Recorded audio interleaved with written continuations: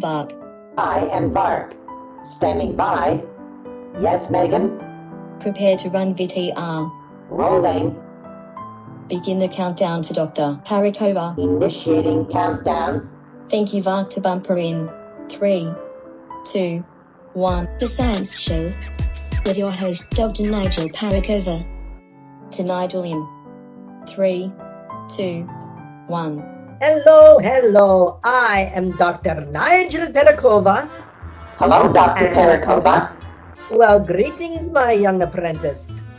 Are you ready for another show? Affirmative, Doctor. Wonderful. I understand that Bhavi and Shifa are standing by. Indeed.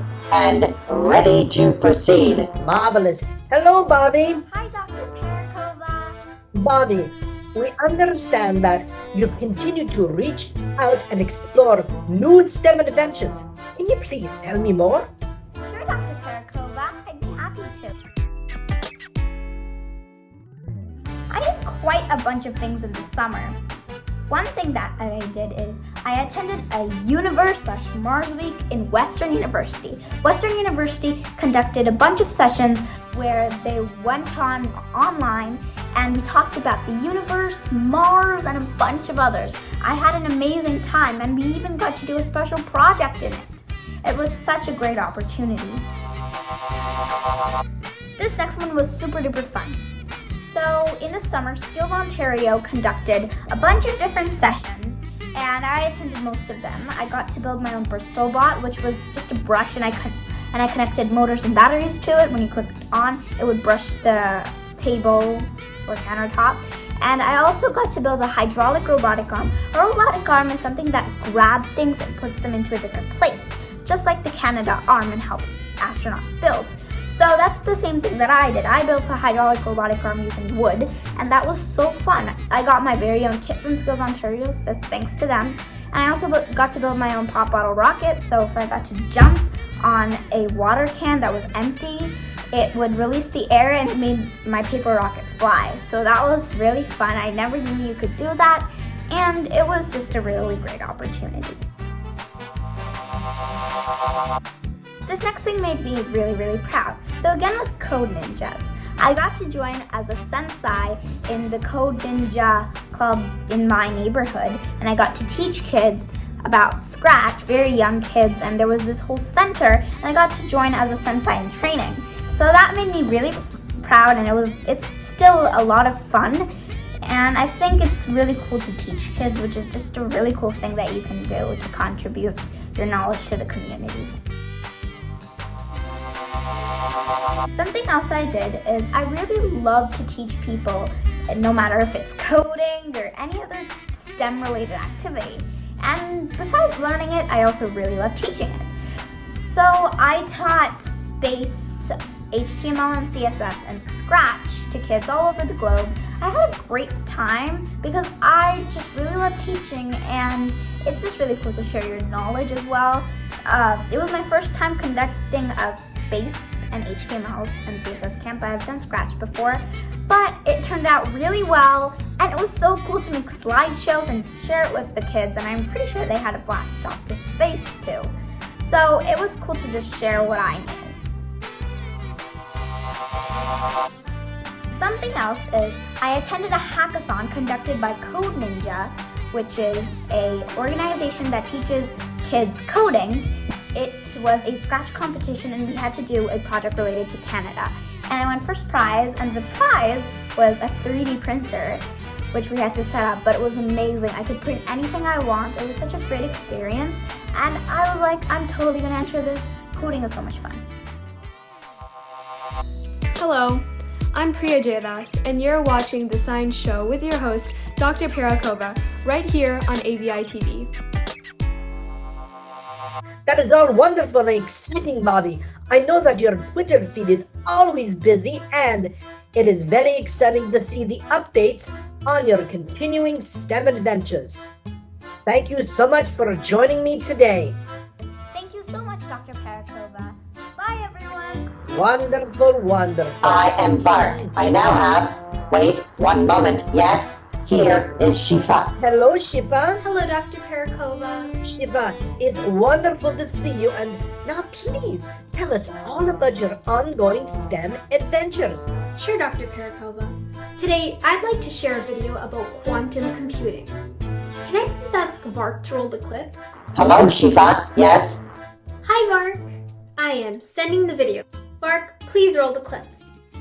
Rolling quantum computing. Our universe holds many mysteries, but the greatest one? Ourselves.